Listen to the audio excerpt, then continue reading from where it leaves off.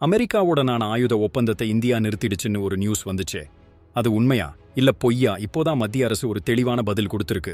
ரஷ்யாவிடமிருந்து எண்ணெய் வாங்குறதுனால நம்ம மேல கோவத்தில் இருக்க ட்ரம்ப் இந்தியாவிலிருந்து போற பொருட்களுக்கு 50% வரி போட்டுட்டாரு. இதனால இந்தியாவும் அமெரிக்காவிடமிருந்து ஆயுதம் வாங்குறத நிறுத்திடுச்சுன்னு ஒரு பரபரப்பான செய்தி வெளியாச்சு.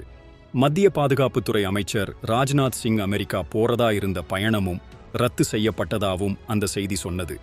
இது உண்மையிலேயே பெரிய திருப்பம்னு எல்லாரும் பேசிக்கிட்டாங்க. ஆனா இப்போ மத்திய அரசு வெளியிட்ட அறிக்கை என்ன சொல்லுதுன்னா, அது எல்லாமே பொய். அமெரிக்காவிடமிருந்து ஆயுதங்கள் வாங்குறதுக்கான எந்த ஒரு பேச்சுவார்த்தையும் நிறுத்தப்படலை. எல்லா கொள்முதல் நடைமுறைகளும் வழக்கம் போல போயிட்டு இருக்குன்னு தெளிவா சொல்லிட்டாங்க. அப்போ அந்த செய்தி எங்கிருந்து வந்தது, யாரு பரப்பினாங்கன்னு தெரியல. அமெரிக்காவுடன் ஆயுதம் வாங்குறதுக்கு இந்தியா முடிவு செஞ்சா அதை யாராலையும் தடுக்க முடியாதுன்னு இந்தியா அழுத்தமா சொல்லியிருக்கு. அப்போ நம்மளுக்கும் அமெரிக்காவுக்கும் இடையில இருக்கும் இந்த வர்த்தகப் போர் என்ன ஆகும்?